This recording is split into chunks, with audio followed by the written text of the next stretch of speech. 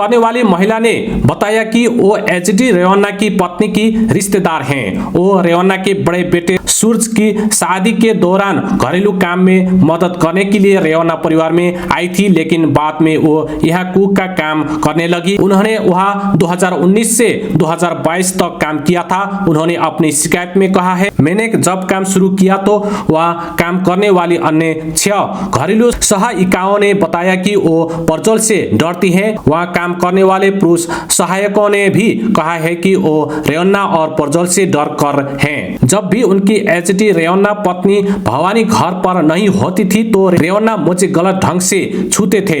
उन्होंने मुझ पर यौन हमला किया। वो दूसरे लोगों से कहते थे कि मेरी बेटी को ले आए जो उनकी तेल मालिश करे। परजोल मेरी बेटी को वीडियो कॉल कर उसमें अश्लील बातें करते थे। महिला ने कहा है कि उनकी बेटी ने परजोल का नंबर ब्लॉक कर दिया था। इसके बाद उन्होंने भी काम छोड़ दिया था। शिकायत में उन्होंने कहा है, मैंने वीडियो देखा और मैं उनमें से एक को जानती हूं, लेकिन इस मामले को लेकर एचडी रेवन्ना ने संवाददाताओं से कहा, अब एसआईटी बन गई है, मैं इसके सामने पेश होऊंगा, जब बुलाया जाएगा परजोल भी जाएंगे। नाराज एचडी कुमार स्वामी ने पत्रकारों से कहा, इन रिपोर्टों में आप सभी देवगौड़ा का नाम क्यों डाला रहे हैं? अगर किसी व्यक्ति ने गलती की है तो उसे उसका खमियाजा भुगतना पड़ेगा। पिछले साल जून में रेवन्ना ने इन वीडियो पर अदालत से रोक हासिल कर ली थी। इसके बाद बीजेपी के स्थानीय नेता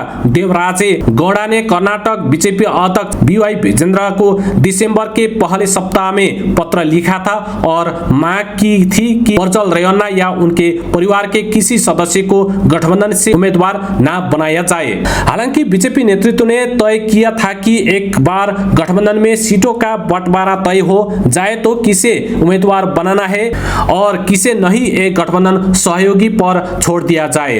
पार्टी के प्रवक्ता शेष ओरगांवकर ने बीबीसी हिंदी से कहा, हम गठबंधन सहयोगी से ये नहीं कह सकते हैं कि किसी उम्मीदवार बनाए और किसे न बनाए, ये पार्टी पर छोड़ दिया गया था। लेकिन प्रोफेसर नारायण कहते हैं कि अगर कोई स्कैंडल है तो उसका बहुत ज्यादा असर नहीं होगा, क्योंकि जब मतदान था तब कथित वीडियो की पेन ड्राइव सिर्फ हासन शहर में ही बांटी जा रही थी। इसका कर्नाटक में पहले चरण के मतदान में कोई असर नहीं हुआ है। लेकिन अगर कांग्रेस बची हुई 14 सीटों पर महिलाओं के वोटों को अपनी तरफ खींचने की कोशिश करती है तो ये बीजेपी को नैतिक रूप से चुनौती दे सकता है। राजनीतिक विश्लेषक डी उमापति कहते हैं कि इस स्कैंडल ने बीजेपी हाथ में वो छड़ी दे दी है जिससे वो भविष्य में जेडीएस पर हावी हो सकती है। उमापति कहते हैं, आप ये मान सकते हैं कि बीजेपी जेडीएस को निगल जाएगी। जेडीएस ने इसका अंदाजा भी लगा लिया होगा, लेकिन आज की स्थिति में जेडीएस भविष्य की तरफ देखने के लिए अपना वर्तमान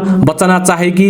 इसमें कोई शंक नहीं है कि ये जेडीएस के तबूत में एक बड़ी कील है। प्रोफेसर नारायण भी कुछ हद तक उमापति से सहमत हैं। वो कहते हैं, इस प्रकरण से जेडीएस का अंत और करीब आ गया है।